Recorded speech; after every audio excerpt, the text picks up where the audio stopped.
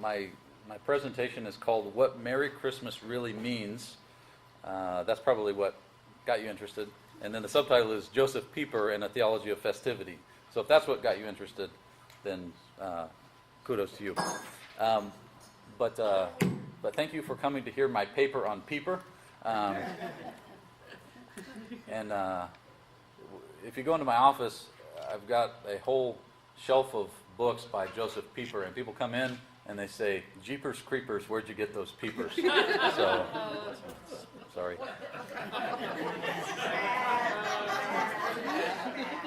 I can't, as good as that joke was, I can't take credit for it. Wish I could. I stole that from, who was it? He presented it at 8th Day last week, or last year. Anyways, I can't remember his name. Good, Mike Aquilina.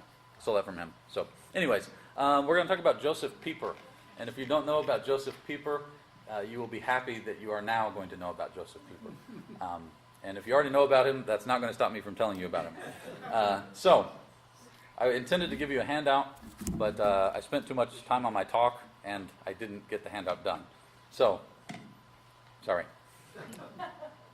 So, Joseph Pieper. Let's talk about him. Joseph Pieper, he was born in 1904 in northwestern Germany, Westphalia, Germany. His father was the member of the teaching faculty at the local school, which happened to be a one-room schoolhouse, so that made him the only member of the faculty, and in fact the only professional teacher in town. So I suppose you could say that if anybody's son was going to grow up to be a teacher, it was his son. And that's exactly what would happen for young Joseph. Young Joseph would attend a school called the Gymnasium Paulinum, which was a well-known and a long-standing institution in Münster. I can never say the words with the umlaut correctly, even though I'm German. In Münster. And when I say long-standing, I literally mean a long-standing institution. The campus was about 1,100 years old, the school that he went to. It would later be completely destroyed by the Nazis during World War II. As a young man interested in philosophical questions, Pieper had turned to the writings of the Danish philosopher Søren Kierkegaard, who you might be familiar with, who was an extremely popular author at the time. But while studying at the Paulinum, Pieper was convinced by one of his teachers, a priest, to begin reading the theology and the philosophy of St. Thomas Aquinas.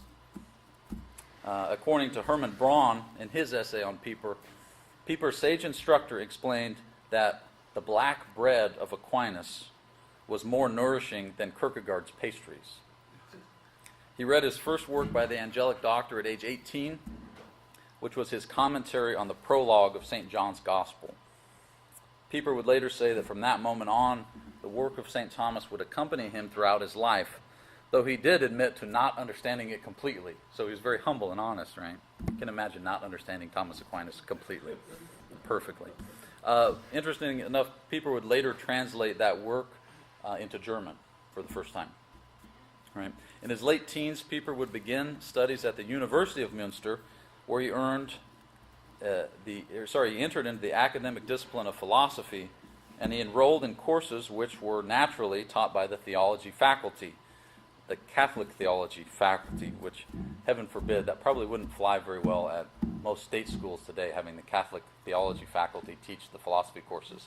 If you've had any dealings with philosophy departments lately, you'll know what I'm talking about. As eager as he was to study philosophy, however, he found his coursework to be disappointing, and so he began to devote himself to what you might call a self-taught course in philosophy, relying prominently, of course, on Thomas Aquinas. Disappointment in his teachers was something that Pieper would find throughout his studies, and though he did earn multiple university degrees, you could say that he was primarily self-taught.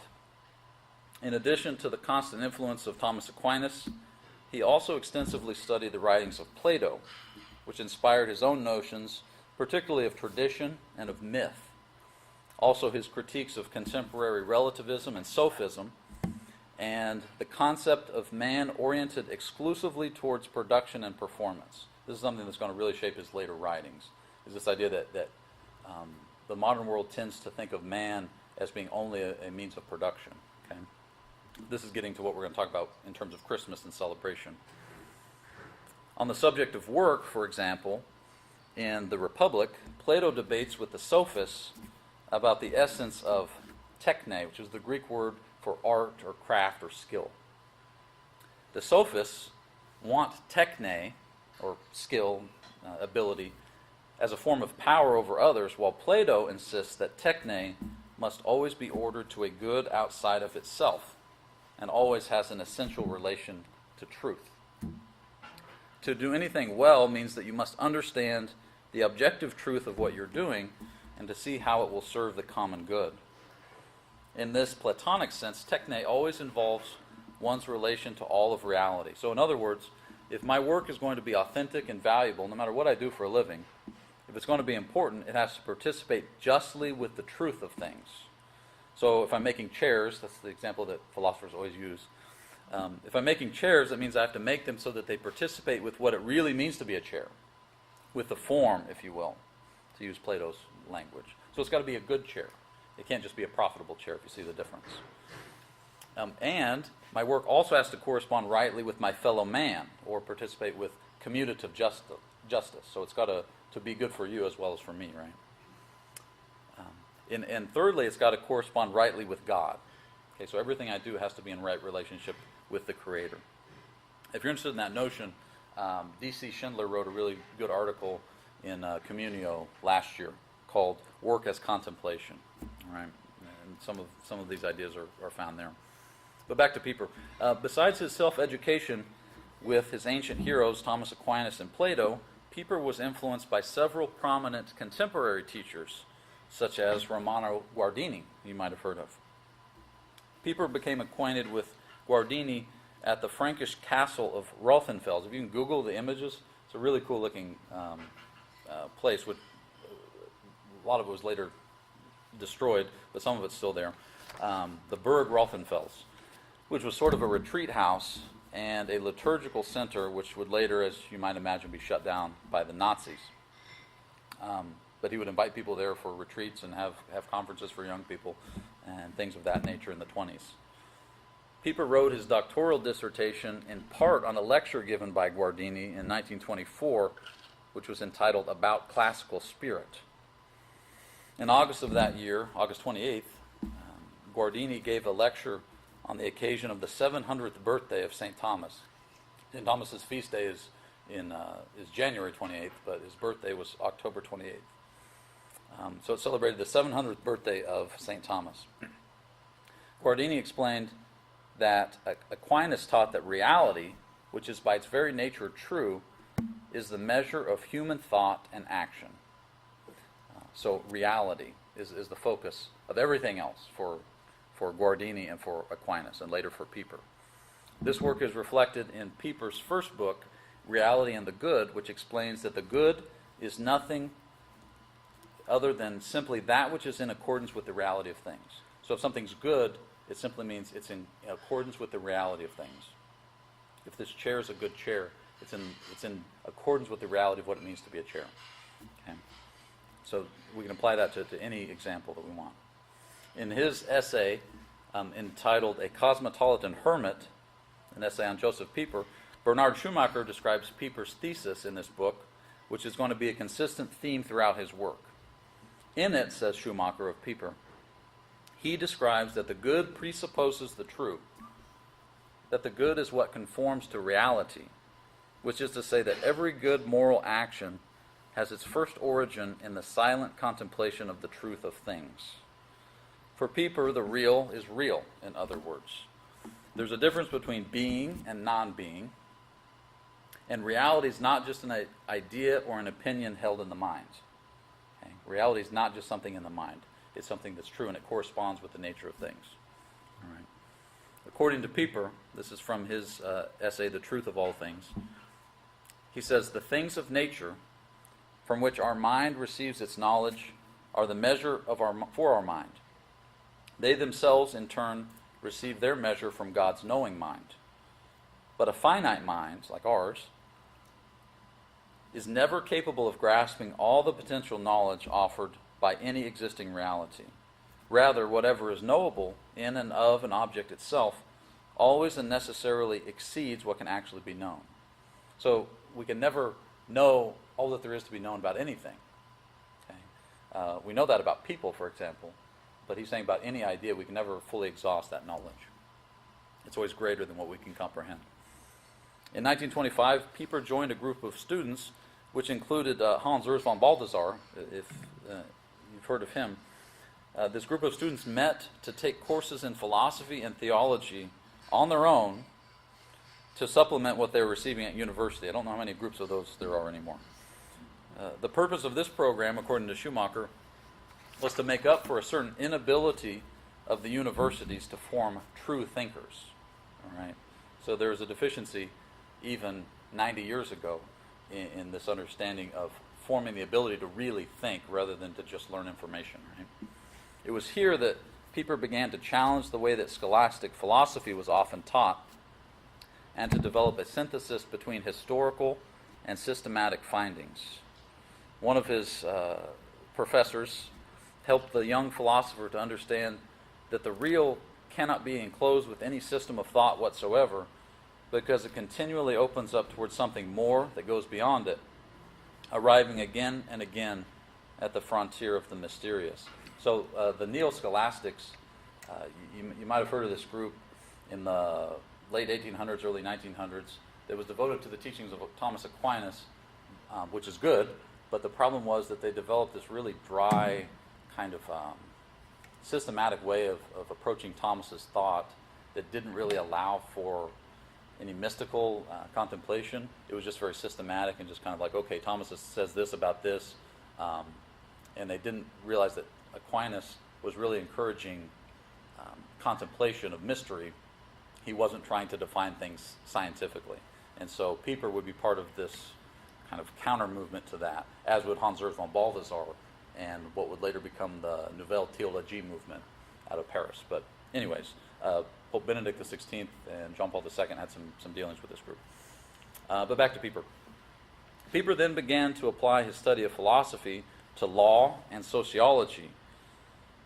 Now, this is sociology in the 1930s, not sociology in the 21st century, mind you, so it was possible for a Catholic theologian to be interested in it. Sorry, I apologize. I suspect law has perhaps similarly devolved for that matter, but I don't know much about law.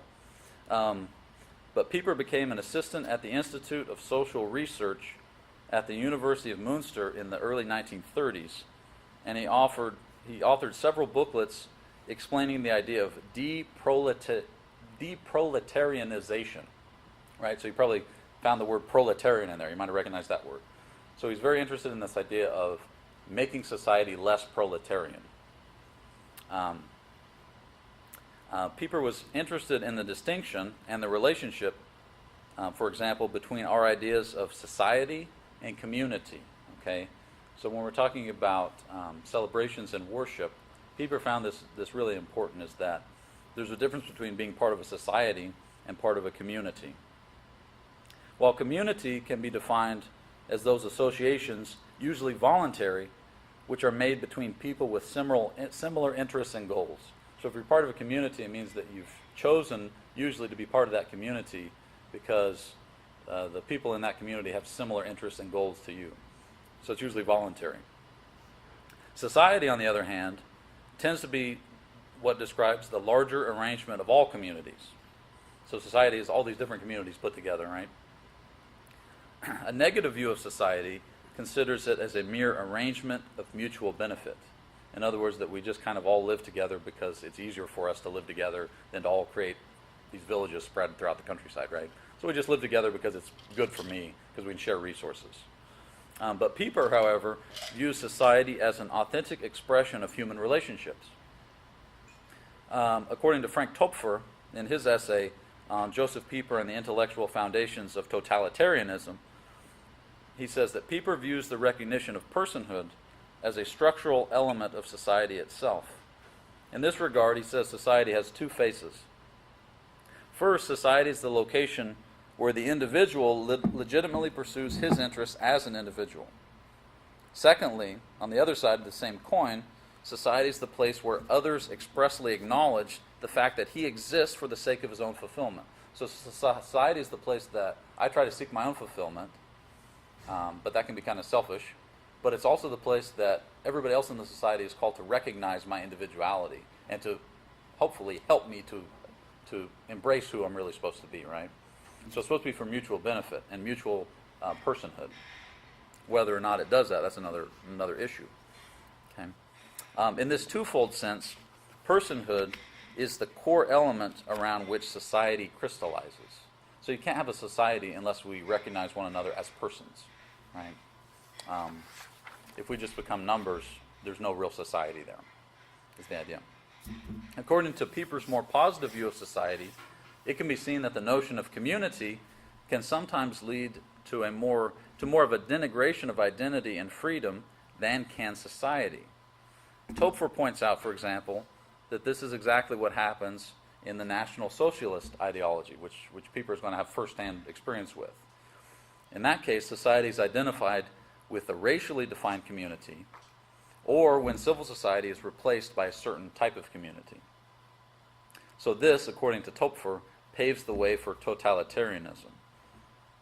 So in this sense, community can become totalitarian, more even than society can. Interesting way to look at it. Pieper describes this sort of entity not as a community. He doesn't use that language because community is kind of a good thing for Pieper. He identifies that as an organization, which he describes as an acting unity in which every individual is connected through his particular function with the other individuals who are likewise working in their own particular manner through the division of labor. Starting to sound more like a company, right? So the only reason we're really connected is because we're just doing our individual jobs. We're all cogs in the same wheel, right? He says that's an organization. These organizations can be anything from nation states to companies to sports teams, where individuals become mere functionaries to the common goal. They lose their individuality, freedom, and the respect which they are due as persons. He's not against sports, but he does mention that as an example of if you're on a team and your only goal is to win the game together, you're really losing something of your freedom and your identity and your self-actualization because the only thing you care about is winning the game. Kind of interesting way to look at it. And I love sports, but I think it's interesting. The idea that a human being is justified primarily by his usefulness is not necessarily tied to political totalitarianism. If one looks at concrete social structures to see how they are marked by such a notion, one finds symptoms of an absolutizing of work. So he says this idea has really more to do with the way we look at work and rest and celebration than it has to do with politics. That's his point here. And he says that a lot of times it surfaces in seemingly harmless phenomena. Things like educational reforms. Things like the way we understand holidays and free time. And a discussion of laws regulating business hours solely according to the criteria of economic efficiency. So he says that really you can start to tell that you're part of a totalitarian. I mean, not to the degree that he was experienced with the Nazis, but to a lesser degree, you can tell you're part of a totalitarian regime, if you will, when those things are neglected, and when things like the way we educate and the way we look at free time and time off work is viewed only in terms of economic efficiency, right? So that's a big problem. Nevertheless, these examples can be understood as expressing the conviction that all human activity, even spiritual and intellectual, must have practical utility and has legitimacy only on that basis. So Pieper's going to react to this in the rest of his work, react to this idea that things are only useful if they have practical utility. All right? Pieper observes that this mentality is made evident when philosophy and the act of philosophizing are viewed more and more as an intellectual luxury, as something that can hardly be reconciled with social conscience, and almost as a kind of sabotage against the really important tasks. So he identifies in the 1920s and 30s this idea that if you're doing intellectual work, you're kind of just in the way of people who are trying to do real social progress. And I think we still see that today. The important tasks, as they would say. Pieper said that if National Socialism had not come into power, he would have devoted himself entirely to the social sciences. But due to the political climate in Germany at the time, Again, he was born in 1904, so he's coming to age in the late 20s. Due to the political climate, by 1934, it had become impossible for him as a Catholic author to speak in public about social matters. We start seeing his work get censored at this time. For example, his thesis on social policy was banned in 1934 by the German government, and Pieper was compelled to discontinue his research.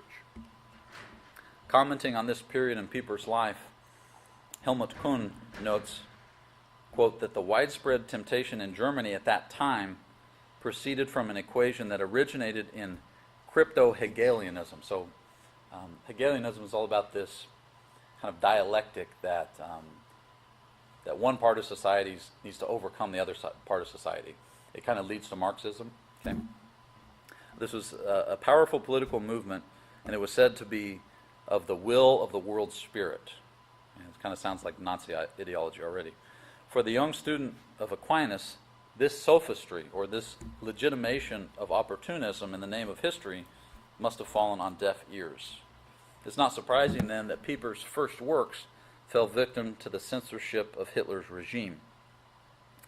This thesis on social policy, by the way, was essentially a commentary on Quadragesimo Anno, which was the encyclical written in 1931 on the 40th anniversary of Rerum Novarum, which was written by Leo XIII, who was a student of Aquinas. I mean, not a direct student of Aquinas, but not that old. But who devoted a lot of his thought to Thomas Aquinas, just like Pieper would. Right? His thesis on social policy would be published after the war, together with its predecessor, called The New Order of Human Society, and both of these would be put together under the German title Thesen zur sozialen Politik. Right? Something about sociology. These factors led Pieper to return to philosophy, because he was silenced in sociology by the Nazis. So he returned to philosophy, which was his once and future area of focus. In particular, he returned to the study of Aquinas, and he authored his Thomistic treatise on the cardinal virtues. In particular, he elucidates upon St. Thomas's teaching about potential moving towards actuality. Okay, this is big for Aquinas. Pieper's approach has been called a philosophical anthropology, so a philosophical study of man and the development of man. And he understands man as being on the way towards realizing the fullness of his being. Man is on the way to realizing the fullness of his being. According to Pieper's philosophy, the way to move from potency to actuality is precisely the practice of virtue. That's how you get from being someone of potency or potential to actualizing your personhood, is through virtue. For Pieper, the practice of virtue is what allows man to move from the immanent and the temporal, which represents an incomplete experience of reality, to the transcendent and the eternal. Okay? It's only through virtue. Pieper would publish more than 70 books during his lifetime. He studied history and theology as a true philosopher, a true lover of wisdom, and a lover of truth. Pieper recognized that it was useless, sometimes even destructive, to study history from what he and C.S. Lewis would also call the historicist perspective, from which students merely recount the diverse perspectives of those who had gone before without truly evaluating the legitimacy and integrity of their thought. Because the idea of history is that we're just going to look at what all these people have thought and said, but we're going to make no evaluation of how much or how little it participated with the truth. We just document it. That view of history. This brand of historical studies is functionally relativistic. Okay? So it lends itself to this idea, well, it doesn't really matter. This is just what they said. It's neither good or bad. It's relativistic. And it treats all positions as equally valid and as mere examples of diversity or progress. The historicist position treats all ideas as products of their time and place, therefore freeing them from the judgment of truth. This means that we can't really learn anything from them. We can only learn about them. By extension, this means that we can't really learn anything at all. We can only learn about things, right? You see the difference? things are at arm's reach when we're learning things this way. We can't really grapple with it. This makes the study of history, philosophy, economics, and theology meaningless, and therefore quite boring. You ever wonder why kids are bored at school? Maybe it's because they're being taught this way. Maybe they're being taught with this kind of historicist perspective, that we're not really grappling with the truth of things, we're just listing things, essentially. Bernard Schumacher wrote of Pieper that the watchword that accompanies him throughout his whole life can be summarized in one sentence. I do not want to know what others thought, but what is the truth of things. Don't worry about Socrates, he would say, but rather worry first and foremost about truth. Okay.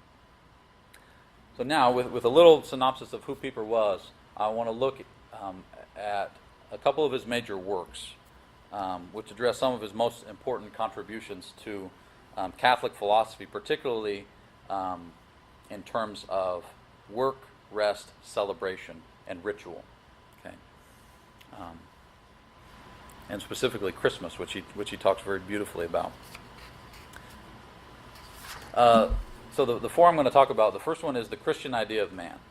Okay, so I'm only going to talk about 4 books, and they're all really short, actually. And I'd recommend any of them. I got some of them in the bookstore. But the first one is the Christian idea of man.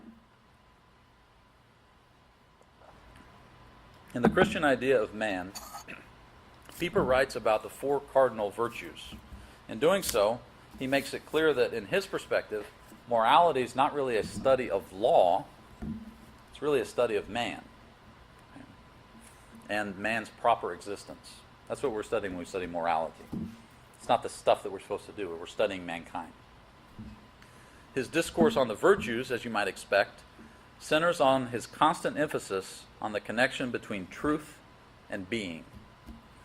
The prudent person, for Pieper, is simply the one who has clear objective sight of reality and is therefore able to make decisions about what ought to be done and what ought not to be done. That's what it means to be prudent, because you have a clear vision of reality.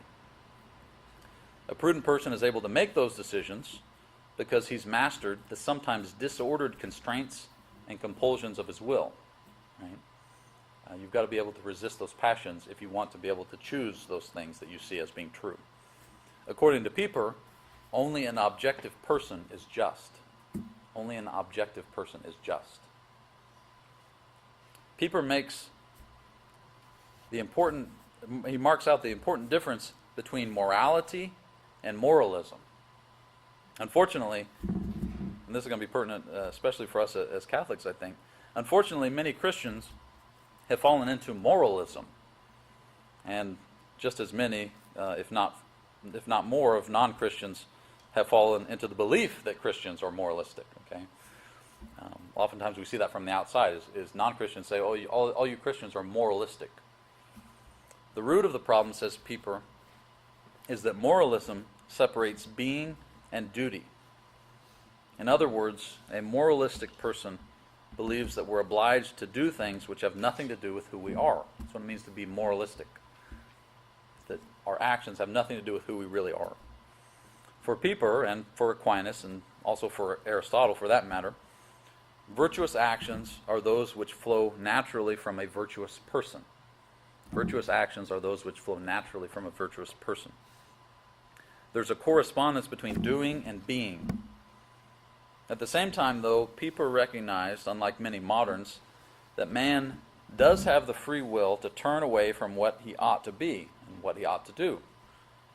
Pieper points out that this failure to recognize man's tendency for rebellion stems from the modern, which is also very old. You remember the Pelagian heresy that Augustine fought against in the 4th century. But this idea is more rampant since probably the 17th century. This idea that original sin doesn't exist. Okay, we suffer a lot from this idea today, is that original sin isn't real. It is real. Pieper goes on to point out that it's this failure to separate the possibility of sin from the objective goodness of man and the world that has caused many, quote, enlightened liberals to take the most private of all virtues, which is temperance. Okay, prudence was the most important of the cardinal ones for Pieper. But a lot of what he calls enlightened liberals take temperance, which is the most private of all virtues, and they think it's the most Christian, while classical theology considers it to be precisely the last of the cardinal virtues. Not to say it's not important, but it's the fourth among the cardinal virtues. Pieper suggests that this overvaluing of moderation is quite closely related to liberalism through the privatizing of the ethical. The privatizing of the ethical. For many enlightened liberals, which is a much different thing than a contemporary liberal, mind you, they may or may not be enlightened, as bad as that is. I'm not really sure what we'd call them today. But for these enlightened liberals, pleasure is generally a bad thing. Okay? Pleasure is generally a bad thing. Whereas for St. Thomas, pleasure is like rest. He associates pleasure with rest. And he says that it's a remedy for the weariness of soul that is sadness. So Aquinas, for example, recommends that if somebody's dealing with sadness, to seek out what, quote, any kind of pleasure, Thomas Aquinas says. It says seek any kind of pleasure. Now, we know we're talking about the angelic doctor, so you know he's not assuming, he doesn't think we're going to be thinking of sinful things, right? So he's saying any kind of pleasure that a moral person can pursue rightly, right? But pleasure is what gets us out of sadness for Aquinas. So he's got a very high view of pleasure, whereas modern liberalism tends to have a very negative view of pleasure. So that's going to be part of what he says about celebration. The second book I want to touch on is called Tradition, Concept, and Claim. Tradition, Concept, and Claim. Tradition, from the Latin tradita, is that which is handed over. You've all heard that definition. Pieper emphasizes, however, that this act of handing over is different than the act of teaching. Sometimes we conflate those two things. Handing over something and teaching something. Two different things for Pieper. We especially conflate those when we treat teaching as a noun rather than as a verb, right? We think this is a teaching, right? Well, where Pieper says that no, teaching is a verb, it's something you do, and it's different than handing something over. For Pieper, the act of receiving a tradition and learning are two different processes. Pieper considers the term learning to be more appropriately applied to the notion of progress, which is very different from tradition. Progress is kind of a dirty word, at least in my lexicon. Cultural progress for Pieper refers to the process in which successive generations learn things which came before them, but then they assimilate them to themselves, making them their own and adding to them as they become, at least in their own minds, quote, critically independent. Okay, that's cultural progress. You learn, each generation learns things, evaluates them, shapes them to where they fit this generation, and then we become independent of that which has come before us. That's called cultural progress in Pieper's language. According to this process, the next generation must learn it all over again and then do the exact same thing. Make corrections in their mind, augmentations, modifications, etc. Right? Very different than tradition. Pieper describes the role of one inheriting a tradition as an act of acceptance rather than as an act of receiving. To accept something is primarily an act of the will, whereas to receive something implies a more active part in the act. In other words, a receiver adds something of his own to that which is being received. Right? It's football season, so think of like a wide receiver catching a pass. He's part of that process, right? He has to do something. Whereas when you accept something, it's more of a passive role.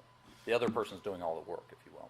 So he makes that distinction in language. And of course, he's writing in German, so it's different language.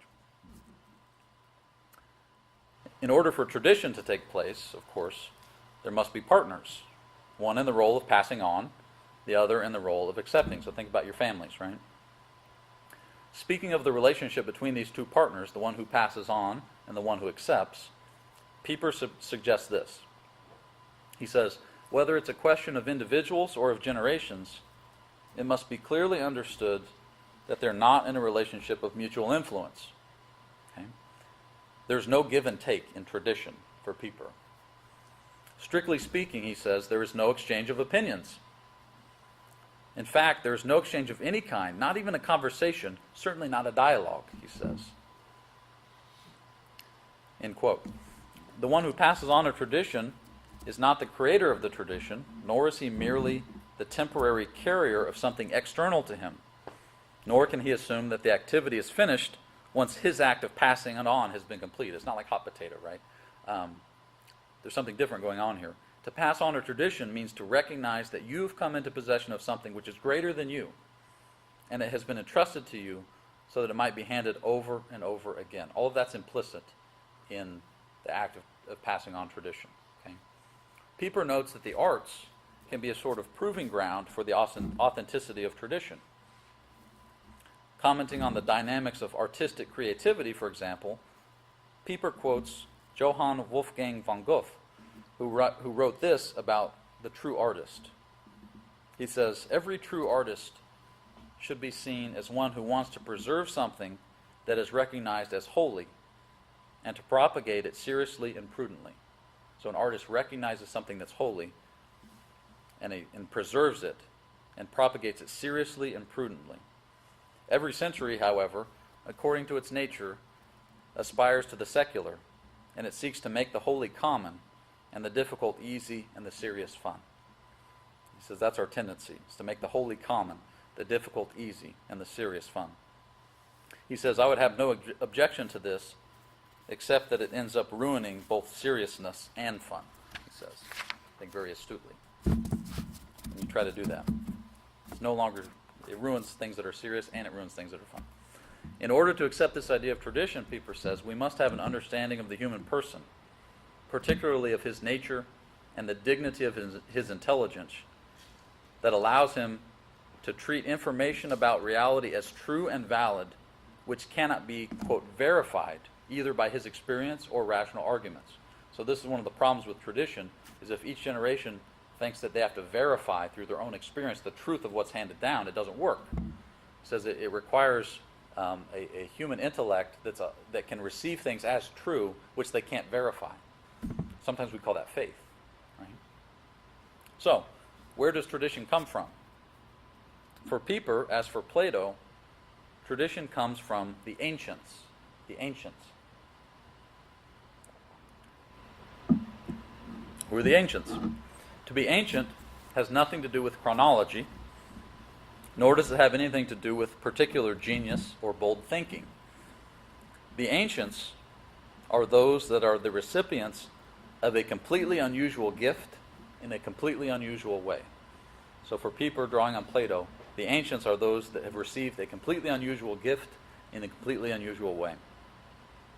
The Greeks spoke of the ancients as those that received the message of the gods, those who literally conversed with the gods, who stood close by them and heard their words. Right? Of course, they got all this anthropomorphism going on, and that is a very different understanding. But it's this idea of being close to the gods and hearing what the gods said. That's what it means to be an ancient. So where does tradition come from, ultimately? Anyone who accepts and believes in the tradindum, that which is handed over, says Pieper, based on his reading of Plato, relies not strictly on the ancients, but relies on the gods themselves. So when we accept a tradition, we're relying on the gods themselves. For this reason, true traditions must always be considered definitive, which no human thinking can contradict, because its source is not human invention, but divine revelation. Now, for Pieper, and of course for the pre-Christian pagan Plato, divine revelation is going to be different than what we consider divine revelation to be. In this sense, divine revelation is not limited to sacred scriptures or even the formal tradition of the church. And here, bear with me here, because this might stretch you a little bit. For them, Pieper speaks of an original revelation, recognizing that at the beginning of history, and I'm quoting him from Tradition, Concept, and Claim, he says, at the beginning of history, an event took place of a divine speech directed especially to the man, that is, to all men. And that which was shared at that time has entered into the sacred tradition of all peoples, in their myths, that is, and is preserved and present there more or less recognizably. And so Pieper is very interested in the Greek myths, like Homer, the Iliad and the Odyssey, Virgil, and these kind of things. He's very interested in these myths because he sees an echo of this divine revelation, this original revelation. Right? He goes on to talk about this echo of a speech of God that took place at the beginning, an original tradita that is preserved in the mythical tradition, though not in its pure form, containing additions and deformations, which sometimes may even contain what he says are demonic distortions. So I'm not saying go and read, the Aeneid and start making your moral life story here, right? So sometimes there's these really problematic distortions in these myths. Sometimes they're even demonic, he says. But there's still this echo of divine revelation there. That's tradition. So with this in mind, Pieper contends that Christians are obliged to do two things.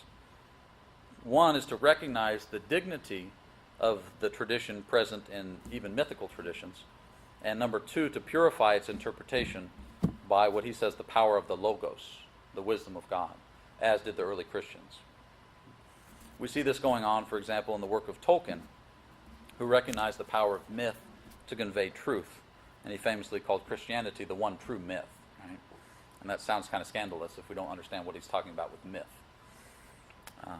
For Pieper, and I suspect for Tolkien too, the concepts of tradition and myth have the most potency for ecumenism, for bringing together people of different faith traditions, and for evangelization in the first place, for that matter, because of their belief, to quote Pieper, that real unity among human beings has its roots in nothing else but the common possession of tradition in the strict sense. I mean, our sharing in common the sacred tradition that goes back to God's words. Okay, so for Pieper, we have this real connection with others because we all have the same tradition. Whether we're Roman Catholic or not, we all have this echo of God's voice in our souls that's common to all of humanity, and that's what we can appeal to when we're trying to draw people to the faith. Very interesting. All right, now we're going to get to his talk on leisure, which is really the kind of meat of what I wanted to talk about tonight. His most famous book probably is called Leisure, the Basis of Culture. Leisure, the Basis of Culture. If you're here at our Catholic Culture Conference last year, Tony Esselin had to say that about 4 times because he's from the East Coast, and so he said, leisure, the basis of culture. And everybody's like, what? And he's like, leisure, the basis of culture. And then finally somebody's like, oh, we're from the Midwest, it's leisure. And then he made fun of us all. But Tony said, in his talk, he said, there's one book that everybody should read once a year. And he said it was Leisure, the Basis of Culture. He said everybody should read it every year. It's pretty short. So perhaps the hallmark of Pieper's philosophical legacy is his treatment of the topics of work, rest, and celebration. The former two, work and rest, are the focus of his most famous book that we're going to examine now. The latter, celebration, is what's going to be the focus of his book, In Tune with the World, A Theory of Festivity, that we're going to talk about in just a second. But Pieper begins his discourse on work and rest by considering the sinful condition of sloth, or sloth, or what you want to say it. Same thing, you say sloth about 10 times, and they're like, what? Sloth or sloth? Sloth is not mere laziness or lack of activity for Pieper. He notes that the philosophers of the Middle Ages understood well that sloth manifested itself as, quote, leisurelessness. Philosophers get to make up words. It's great. Leisurelessness. The inability to enjoy or even take part in leisure. So if you're slothful, you can't take part in leisure. That's what's going on. According to Pieper, idleness in the medieval view means that a man prefers to forego the rights, or if you prefer, the claims that belong to his nature. So if we're idle, it means that we're not doing that which comes most natural to us. Doesn't mean we're doing nothing. It means that we're not doing what comes most natural to us. And this condition, wrote Pieper, it is this condition, wrote Pieper, that leads to our modern notion of work for work's sake. This is an important connection for Pieper. To be slothful makes us restless, and to be restless makes us seek out work for work's sake as a way to find an experience of the feeling of being productive. So he says it's because we're slothful, it's because we don't really know what we're supposed to be doing as men and women, that we become restless, and that's when we over-exalt work, because we're trying to feel productive in our emptiness, right? Because we don't know what we're supposed to be doing.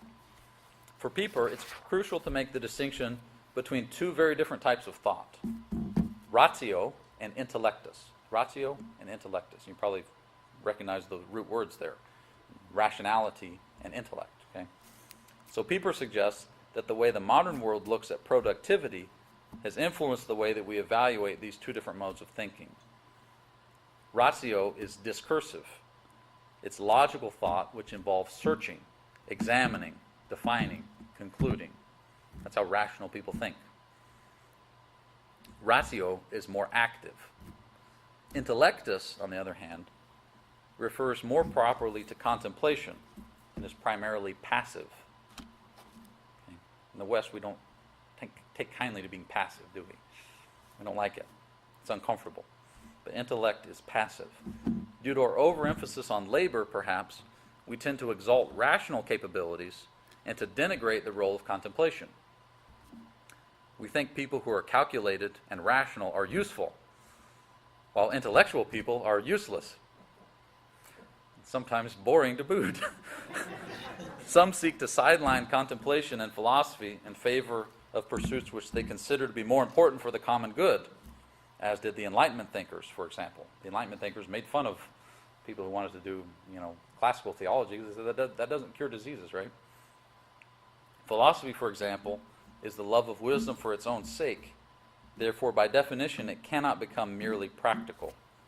It is an end in itself, therefore it cannot be used as a means. It's part of the definition of philosophy. But Pieper, as you might imagine, defends philosophy, and he defends leisure from those who would attack it on these grounds. He insists that the common good is not the same as the common need. Okay, common good, common need, two different things. And that while men who devote themselves to the, quote, these are his words, useless life of contemplation, and those who philosophize, they might not help satisfy the common need, that is, our bodily needs of food and shelter and sanitation and protection, all those things that we need. They might not help satisfy that common need, but they're certainly required for the common good. Okay, so a lot of times we reduce the common good to what Pieper says is really the common need. The common good goes beyond our physical requirements, and it deals with human flourishing rather than mere human survival. Okay. After having fallen into the awful condition of working just for the sake of working and of evaluating our worth based on the work that we're accomplishing, we naturally, or unnaturally, begin to think that the only purpose for rest and relaxation and fun, I guess, if I can use such an ambiguous term as fun, the only reason for those things becomes to provide an outlet and a source of recuperation that enables us to take a break from work in order to go back to work more efficiently, right? So if we're focused only on work and productivity, the only place for fun or rest is so that we can do that and then go back to work more efficiently, right? Pieper uses the analogy of bedtime prayers to prove his point. Okay. He says, quote, "However true it may be that the man who says his nightly prayers sleeps the better for it," wrote Pieper, "nevertheless, no one could say his nightly prayers with that in mind. In the same way, no one who looks to leisure simply to restore his working powers will ever discover the fruit of leisure. He will never know the quickening that follows, almost as though from some deep sleep." So you might sleep better because of said your prayers, but we all know that prayer doesn't work if we're only doing it so we sleep better, right? So he makes that comparison, is that if you're only doing leisure so that you can go back to work more efficiently, you're missing the point of leisure. And you're probably not going to enjoy it for long. Our emphasis on work and productivity has led us to a state of hyper-proletarianization. Okay. Pieper recognizes an important link, in this case perhaps a ball and chain might be a better analogy, between two things which drag us together down to a condition of, quote, inner impoverishment, he says. Number one is the modern tendency for wage earners to possess no property and no savings. So he gets pretty economic here. So he says we have this modern tendency for wage earners to possess no property and no savings. And number two, the tendency of our modern states to have inflated powers and responsibilities. He says you put those things together and we have this inner impoverishment because it's not congruent with our nature, he says. Leisure, then, for Pieper, is doing that which flows most naturally from the nature of man, doing those things which are truly human. Authentic leisure has nothing to do with productivity, nor does it have anything to do with entertainment. at least to the degree that entertainment means distraction or novelty, or that it appeals to our lower desires, right? Not to say that entertainment has to be bad, but a lot of times we use entertainment in kind of this lower sense. We can only be bored, for example, he says, if we've lost the spiritual power to enjoy leisure. I love that. We can only be bored if we've lost the spiritual power to enjoy leisure. For somebody in tune with this, it's impossible to be bored. Except for maybe right now. The soul of leisure, wrote Pieper, lies in celebration, which is only justifiable on the same basis as a feast for divine worship. So he makes this connection between leisure and divine worship and festivity, which we'll get to now. And the last book that I'll recommend from Pieper is another small book called In Tune with the World, A Theory of Festivity. In Tune with the World, A Theory of Festivity. And on the cover, it's got this big picture of this big dance, and everybody's dancing. And Pieper was German, and I'm German. And I'm wondering if he really danced or not. I'm not sure. But he seemed to think dancing was a good idea, whether or not he did it. So in this book, In Tune with the World, A Theory of Festivity, Pieper investigates the true meaning of celebration, and he discusses its necessary connection with liturgy. So celebration is connected with liturgy. Not just our particular participations in liturgy, like we go to Mass. He's not talking just about that. He's talking more about the cosmic liturgy. Okay, this idea that all of creation is called upon to give glory to the Creator. Our individual liturgies participate with that. Picking up his already eloquently described theory about leisure and work, Pieper contends that festivity can only arise when and where life is ordinarily shaped by the working day. It's interesting. He says that festivals must be exceptional. They are impossible for people who aren't used to working. Okay, so the ordinary shape of a work week is necessary for festivals, he says. Have you ever noticed that it's hardworking people that tend to be the most fun? In my experience, it's usually hardworking people that tend to be the most fun. People that aren't accustomed to working are naturally devoid of the sensibilities required of true festivity. Okay, and so Pieper will go into detail in some of his work on this about imagine these, super wealthy. So like here in Kansas, when we think of rich people, we're still probably usually thinking of people who work and have worked and stuff like that. But in Europe, you're talking about like the bourgeoisie, you're talking about people who have always been really, really rich and have never worked sometimes. And so he's saying that it's in those societies, it's impossible to be festive, no matter how much free time and how much money you have, because you don't have the natural sensibility of the interplay between rest, work, and celebration. It's interesting. I think it's very true. Okay. Here, we must insist with Pieper upon maintaining the proper relationship between work and non-work, which of course requires a proper definition of each. Servile work for Pieper is that which is dependent upon something else. This kind of work is always tied to its direct purpose. I do this work and I get this result, right? According to Pieper, the counterpart to servile work is not inactivity or non-work, but free activity. The ars liberalis, work that does not have a purpose outside itself, work that is meaningful in itself. It's not tied to a direct result or product. He's maintaining that servile work is required of any culture, not just for the obvious reasons of survival, right? We clearly need servile work for survival, but he also says it's necessary from the perspective of religion. We can only offer our celebration, which is the manifestation of ritual praise, when we have already offered work. So when we offer celebration, it's in the context of work that we've already offered. Pieper points out that a day of rest, for example, means not only that no work is done, but on the other hand, an offering is made of the yield of labor that could have been done. Right? So when you take a day off of work, it doesn't just mean that you're not working. That's more of a negative view, I suppose. But a positive view is I'm offering this sacrifice of the work that I would have done. Okay? Sometimes we lose that connection. It's maybe more clear for like an agricultural society. In this way, the offering of a day of rest is in the nature of a sacrifice, and it's diametrically opposed to utility. While most of us consider this sort of rest as being proper to a life of wealth and security, That is, I can take a day off precisely because I'm able to, right? Precisely because I know that I can pay my bills and etc. While most of us assume that that's when we can take days off of work, Pieper emphasizes that the withholding of work, even in conditions of, quote, extreme material scarcity, is what creates an area of free surplus. While those who are barely getting by might be tempted to forego holidays, Pieper insists that it is them who need it the most and who benefit most because a holiday is the only way that they can have time for the free arts and for worship. Okay? In a world that has, you're so encased in work and getting by day to day, he says that's when it's most necessary to have holidays. Because that's the only time you're going to have the ability for worship. Right? In this way, the renunciation of the yield of a working day cuts through the principle of calculating utility and the principle of poverty also. When we observe a holiday by setting aside our servile labors, we are making recognition of that which is meaningful in itself. Ultimately, we're recognizing our dependence upon God himself and our desire for union with him. A holiday, in other words, is an act of contemplation.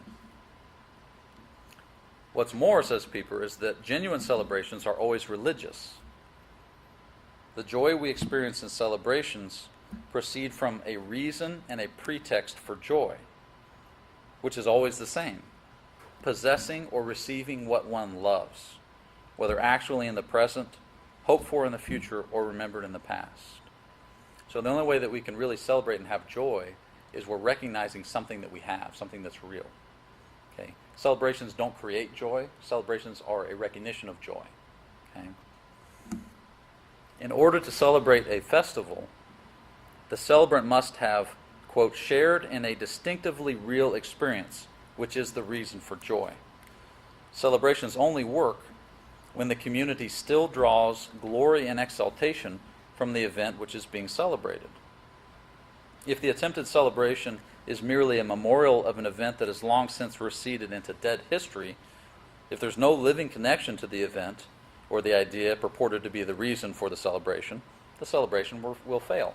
If you have a celebration of something that happened 100 years ago and nobody feels any connection to it, it's not going to be a real celebration. If the incarnation of God, wrote Pieper, is no longer understood as an event that directly concerns the present lives of men, it becomes impossible or even absurd to celebrate Christmas festively. So he makes the connection with Christmas, and I think this is very meaningful for these ideas of secular celebrations of Christmas. As he says, if we don't understand the incarnation as something that affects us now, it's going to be useless and impossible to celebrate Christmas. Christmas is only possible to celebrate festively when we recognize the bearing of the incarnation in our lives today. Okay? It's not something dead in history. Okay? This is what he said. He's got this beautiful little paragraph about saying Merry Christmas to somebody. I want to share with you. I'll email it to you if I meant to print it off on a handout. He says, what are we really wishing our fellow men when we send them, quote, best wishes for Christmas? Health, enjoyment of each other's company, thriving children, success. All these things too, of course, he says. We may even, why not, be wishing them a good appetite for the holiday meal. Those things are fine. But, he says, the real thing we're wishing is the, quote, success of the festive celebration itself. Not just its outer forms and enrichments, not the trimmings, but the gift that is meant to be the true fruit of the festival: renewal, transformation, rebirth. Nowadays, he says, to be sure, all this can barely be sensed behind the trite formula, happy holidays. Right? He says, to say something trite like happy holidays doesn't really capture what we're really trying to say when we're wishing somebody a Merry Christmas. It requires we take into account everything that it means, particularly the meaning of the incarnation to us today, sacramentally.